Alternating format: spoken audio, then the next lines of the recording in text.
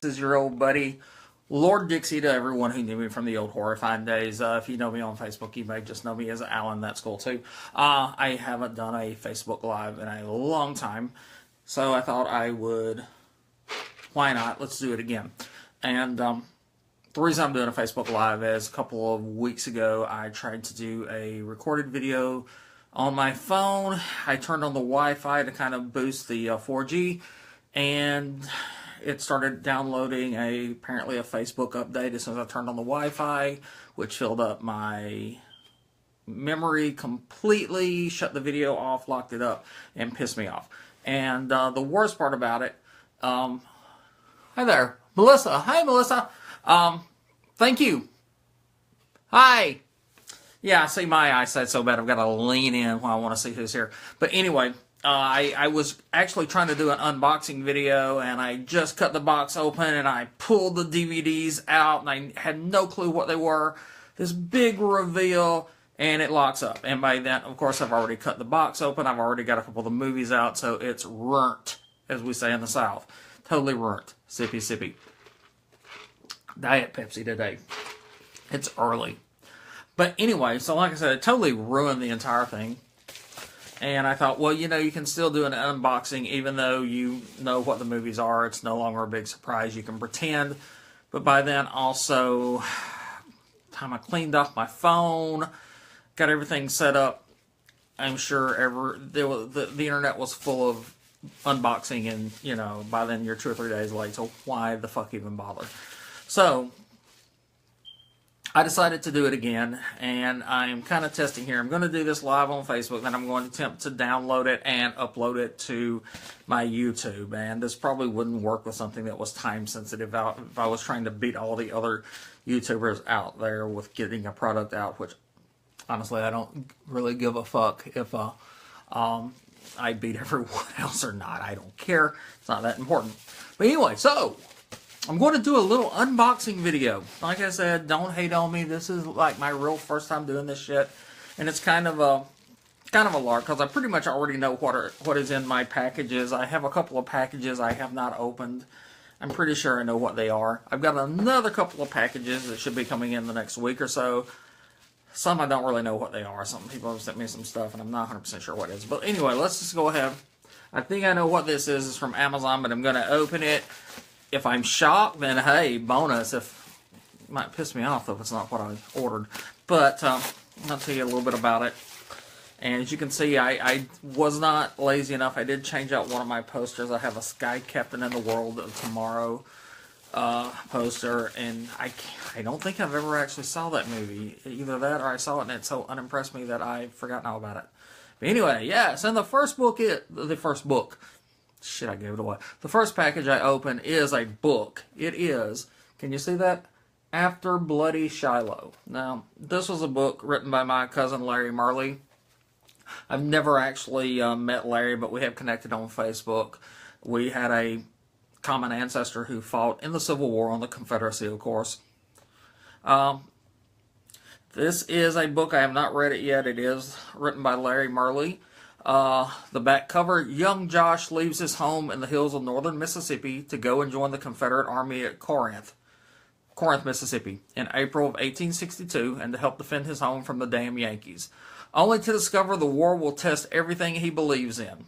As the months progress, he describes camp life and the battles of the Western theater of the Civil War through letters home to his parents and family back home in Mississippi. Now, I grew up just maybe an hour from Shiloh Battlefield, not an hour from Corinth, maybe 40 minutes from Corinth. So, yeah, anyone growing up in the South, the Civil War was a big deal.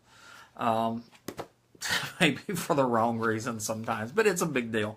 And Shiloh was a great place to visit, a very somber place. A lot of people died there. It doesn't get the attention of some other battlefields, and sometimes for reasons like Gettysburg was more of a turning point. Antietam, I think, was bloodier than Shiloh, but Shiloh was still a very bloody, I believe it was a 2-day battle on the banks of the Tennessee River. I am looking forward to getting into this and reading it. Maybe I don't do book reviews really, but who knows? I might come on and tell you a little more. Once it's up in YouTube, I will throw a link in the description so that you can pick up your own copy. This is not Larry's only book. Larry has written several books about the Civil War, and not only about the Civil War, several historical books. I think he's written some books about the lives of a trucker. This is a fictional it's a historical fiction, I guess you would describe it. I have not read it yet. I got it in a couple days ago, but I was saving it until I got the balls up to do another one of these videos, because I'm still not comfortable doing this, and I'm also extremely boring, as you probably figured out by now. Especially when I'm not drinking alcohol. So let us go on to the second package of boring goods. It's a box. Hi, Micah. Hey, Dean. Hey, Carlos. What's up, man? You see, I automatically went to my Cheech voice almost when I saw Carlos. I'm so bad. Second boring box. Now, yeah, I know what this is, and this is going to bore the piss out of you. I don't. You think I care? Has anyone interacted with me on Facebook and thinks that I really care that much about what other people think? But if I cut my finger, I'm going to cry. And you damn well better care if I cry. I bleed for you, man. I bleed for you. I'd rather not. Yeah, man. That was my Chong voice. That's okay. Hey, you're not boring, but what are you drinking now? I'm only drinking Diet Coke, Diet Pepsi right now, because it's still early and I still have some driving to do. Who's that? Tyler! What's up, Tyler? Yes, long time no see, and I'm so thankful for that. Just kidding. Hello, Adrian. I'll preclude, this is like my newest mini obsession that I've been annoying a shit ton of you guys about in private messages. And like, where do you live, dude? Where do you live? When are you going on vacation, man? Yeah, are you going to Europe, man? Because like, you could really do me a salad if you went to Europe. Give me a salad if they didn't seal these fucking boxes so tight. Oh, there it is.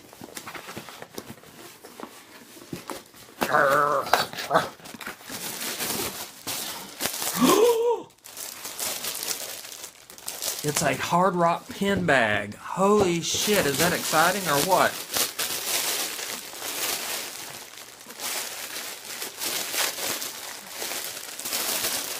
Don't make me use my scissors, man.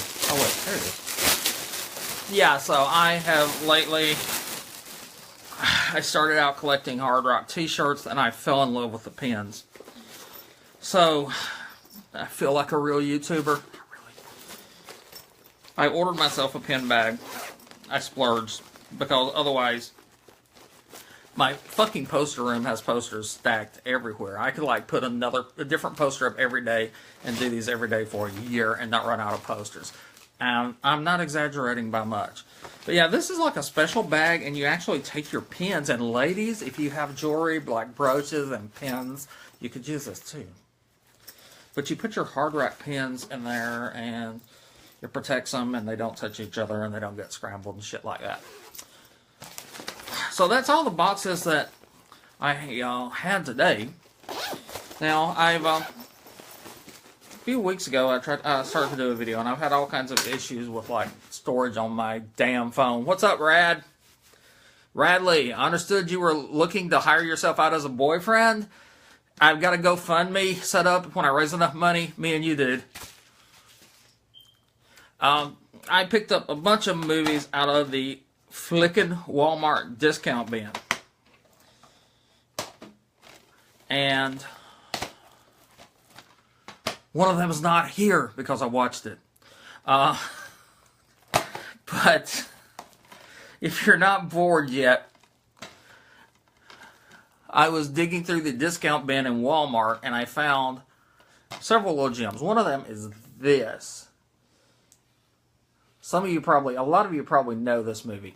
Now this movie was, let's see if I'm right, because I have not like Googled or Wikipedia'd or did any fucking research, because I don't play that game. This is Duel by Stephen King. This is Stephen King's first feature film, back before Close Encounters, back before Jaws, back before he secretly did Poltergeist and let Tobe Hooper have the credit. He did Duel. Duel. Steven Spielberg directs this high-velocity thriller about a motorist terrorized by an evil truck. Before Your Maximum Overdrive. This is the shit right here. Basically just a one-man cast. Dennis Weaver. Dude's out on the road. He meets this mysterious trucker. The trucker chases him, trying to kill him all around the desert and shit. I haven't seen it in ages, and it's still wrapped, so I'm going to see it soon. But anyway, as I was saying, Spielberg's first full-length movie, Duel, helped jumpstart the director's big-screen career with a gripping, action-packed story hailed by critics as a film that belongs to the classics shelf reserved for top suspensors. That's from Daily Variety. Dennis Weaver stars as the traveling salesman waging a desperate battle for survival after he is mysteriously singled out.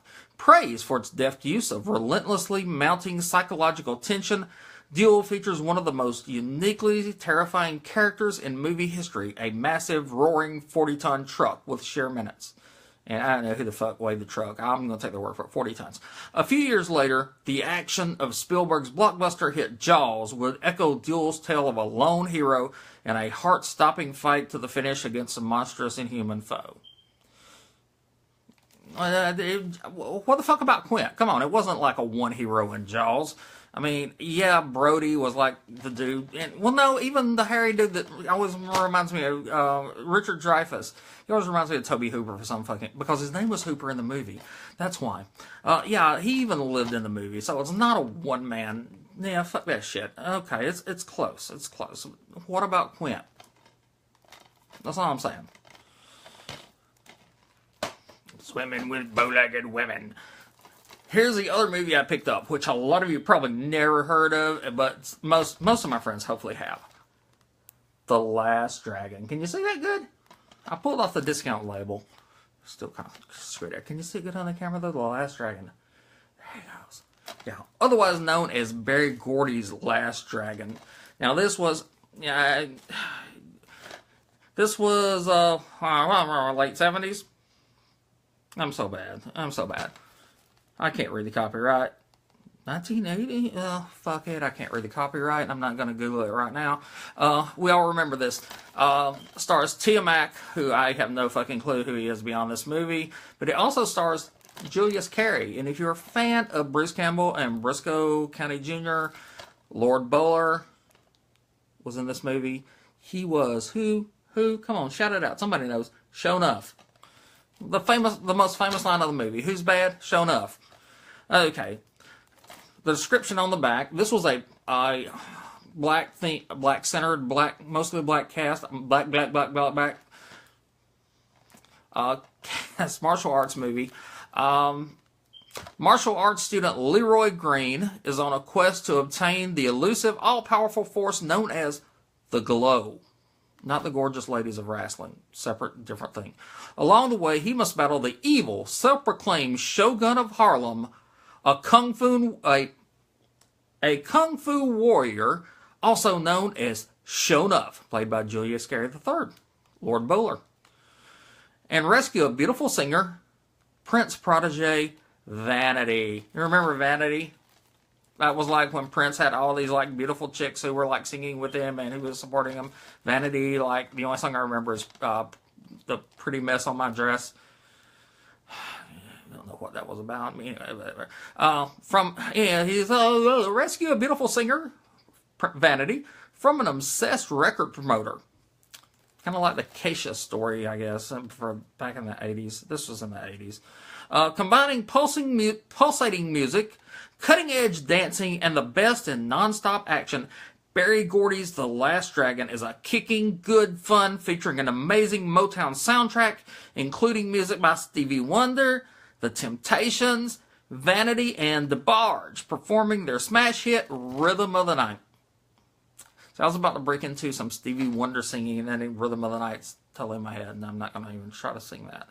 Anyway, this is like a good movie. It's like Duel. I haven't seen it in ages, but I want to say it's kind of cheesy and corny, but I haven't seen it in so long I forgot. All I really remember about it is the whole show enough, and I don't even remember the right lines for that. But basically, anytime you say something like "who," show enough, Julius would say, "Who's the baddest? Who's the whatever?" And the whole crowd of his students, followers, like answer, "Show enough." Is good. Okay, the other movie that I got out of the Walmart discount bin, I actually carried it into my television room, the other room, to watch it. So you're just going to have to pretend it's here. It's a Blu-ray of Salem's Lot, which I did post Salem's Lot. What up, Holman? Hooker? Salem's Lot, I actually posted when I was watching it, and I left it in my DVD case where it belongs, and didn't bring it back into my movie poster room where it doesn't belong, where I left all this other shit. So, like I said, just pretend you're seeing a Blu-ray cover of Salem's Lot, directed by Tobe Hooper, which I think Tobe actually did direct that because it's kind of slow and boring. 1970s TV miniseries based on the book Salem's Lot by Stephen King, which is one of my favorite books from Stephen King. And I have a fondness for the movie because I saw it long ago as a child when it was a TV miniseries, and it scared the shit out of me. Not literally. Unlike fan fiction writers, I can control my bowel movements mostly. Sippy, sippy. Anyway, Salem's Lot stars David Soul, a.k.a. the King of Soul, who played... He played Hutch on Starsky and Hutch. I had to remember, but Starsky was a cool one on the show that I always kind of liked better. He played Hutch on Starsky and Hutch. He went on to play the main character, the antagonist in Salem's Lot. I've never seen Salem's Lot. Like I said, I'm sorry, my phone is too far away for me to read your comments. Well, hey, I can. Bifocals, motherfucker. You've got bifocals. Look up. You've never seen Salem's Lot. A lot of people think it's really boring. It is slow moving. It's long. The book, as usual with Stephen King, is a lot better. But still, it's worth checking out. For a TV movie in the 70s, there were some decent special effects, decent scares, somewhat gory. There you go. All right, since I kind of short you on that a little bit, I will go on. I don't know how long this video is. When everyone leaves and I'm sitting here alone, I'll know I went too far. You went too far.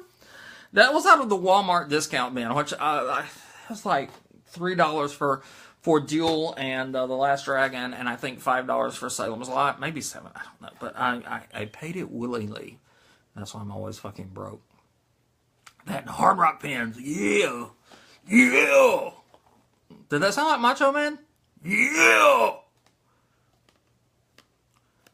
I didn't get any likes, so apparently that did not sound like the Macho Man or Everyone's Already Loved. 3 more movies that I picked up here. I'm going to talk about 4 more movies. Yeah! But the Macho Man was never in the 4 Horsemen. So, forget I did that shit. 4 more movies and then we're going. Yeah! At the local discount store, I picked up, we have a discount used DVD store, and I go there quite often, which is another reason why I'm fucking broke. And I picked up Ex Machina, Ex Machina, whatever. Science fiction movie. It's one of my favorite science fiction movies the last couple of years. I got lucky and saw this I'm trying not to cuss quite as much in the theater. Really, really good. It's not your action-packed movie, so a lot of people may get bored, turned off of it, but it's a really good movie about exactly what it means to be human, or else it's about naked robots. I'm good either way. It's either got a really deep story or it had boobs. The movie stars Domhnall Gleeson, who I messed up his fucking name. Alicia Vikander, who she's doing something famous. She's doing something big. I think she's going to be Laura Croft, I think. And Oscar Isaac. Let's see if I can read the back of it with my old fucking eyes. After winning a competition to spend a week at the mountain estate of his company's brilliant CEO, played by Oscar Isaac, programmer Caleb Smith, played by Domhnall Gleeson, who I hate trying to pronounce his name, arrives to discover he has been chosen to take part in a study of artificial intelligence. Sworn to secrecy and cut off from the outside world, Caleb meets his subject, a beguiling and seductive cyborg nakedness. Named Ava, played by Alicia Vikander, and is plunged into an AI experiment beyond his wildest imaginings in this epic thriller charged with heart-stopping suspense. Yeah, it was kind of suspenseful at the end, but honestly, it's more of a deep cerebral, it's a brainy movie with a bunch of people with names that are hard to say, man, like Vikander. But anyway, good story. Cute chick, hot chick, good story. I'm playing this kind of loose because I saw it in this theater a while back, and I don't want to get into a deep discussion about that seeing it again. But it really does make you think. We're constantly hearing about AI in the news, and of course, all horror science fiction nerds know what happens with AI and cyborgs. They go wild, they kill everybody, they blow up the fucking world.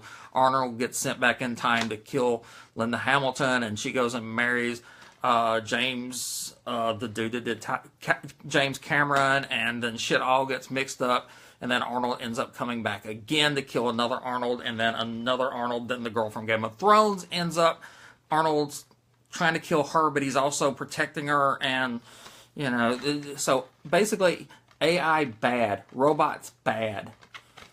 InspiroBot hasn't taught you robots are bad, then watch this movie, Robots Bad. And the next movie is actually a threesome. Threesomes are normally great, except when it's two guys and a girl, or when it's in movies. Those are the only time threesomes are bad. Hey, Steph, what's up? I normally prefer to buy single movie units. I don't know. It's just something about my collector mentality, having mores versus lesses. But this was like a threesome. A 3-pack, I guess I should say. Which a 3-pack would be half of 6-pack. If 6-pack got cut in half, it would be a 3-pack. Or half of a 6-pack. But anyway, it's alive. It's Alive 2. It Lives Again. Or It Lives Again if you're not really very bright.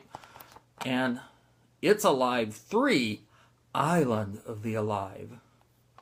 Which did not have Mr. Rourke, and I was totally fucking upset about that. But I bought this because I wanted the other two movies, It's Alive 2 and It's Alive 3, which I hadn't seen in forever. And I had just seen It's Alive. I just rented it on Amazon.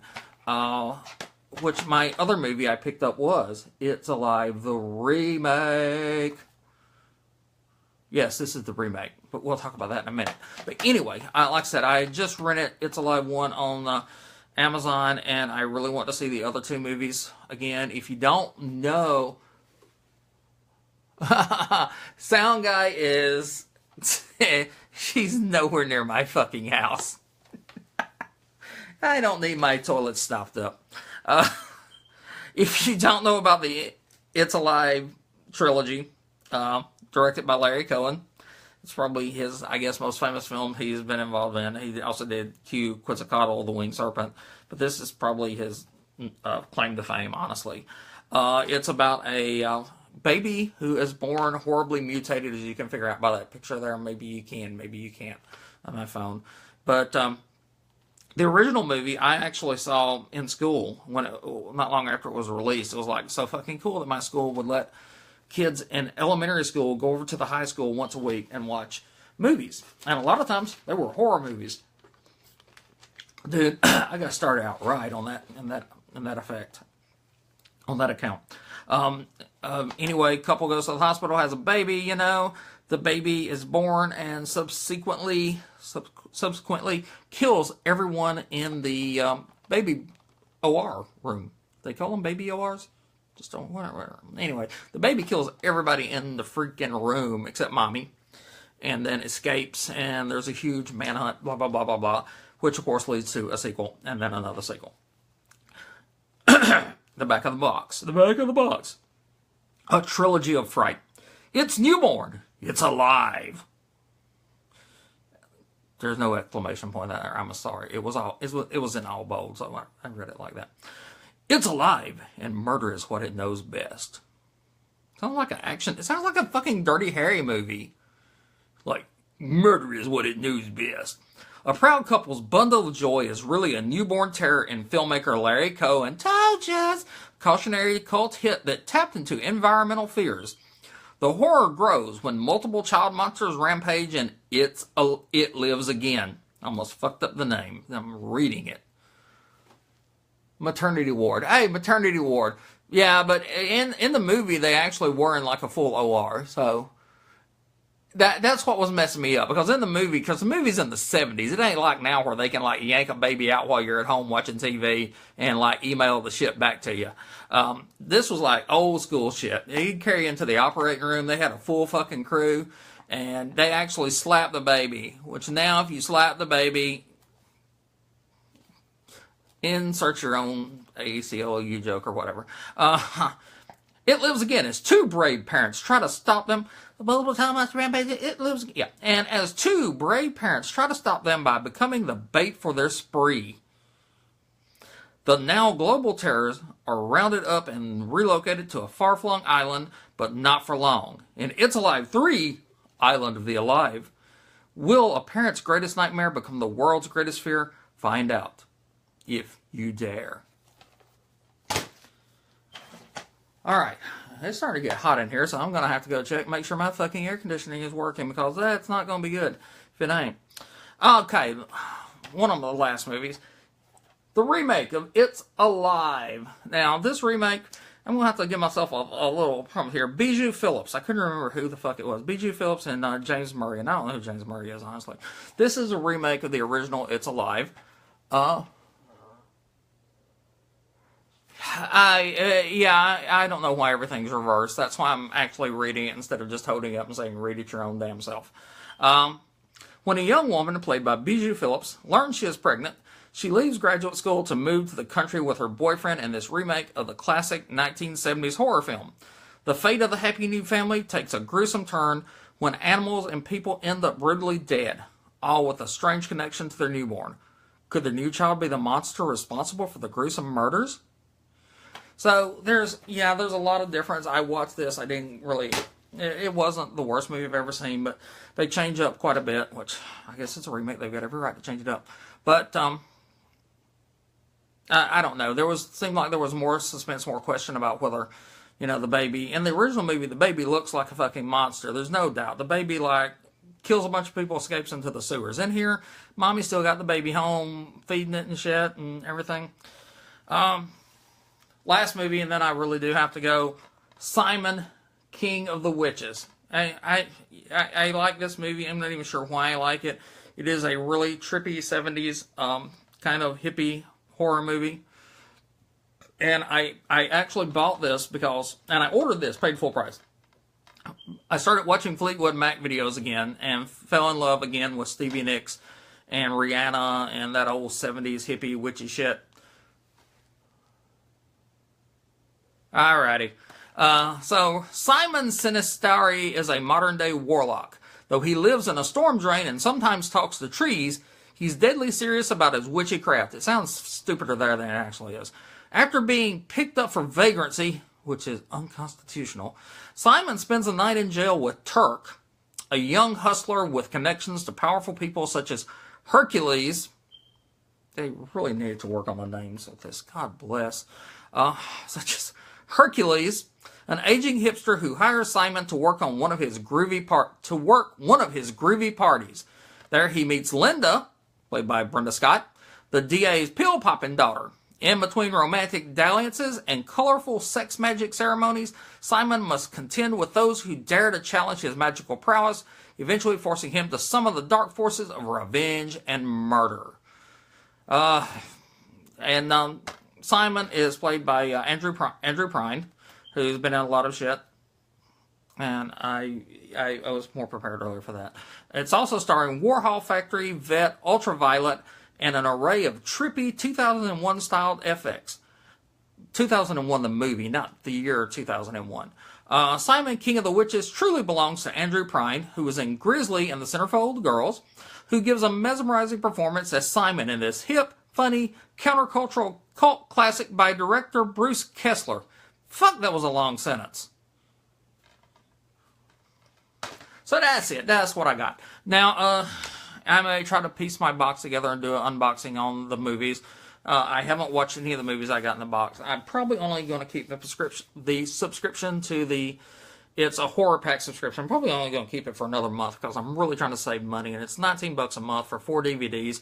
That's not a horrible price, but it's something I can do without. So that's probably where I'm going. But anyway, I have to get off of here. I have to go do some actual shit. This will probably be on YouTube. Hello, Paula. Hello, Sherry. Sorry I missed y'all joining. I do have to get up, like I said, and check some things. So I'm just going to say, sippy, sippy. That was way too hard to get that sippy, sippy. My straw was not positioned right. That was better. Sippy, sippy. And so long for now. Goodbye.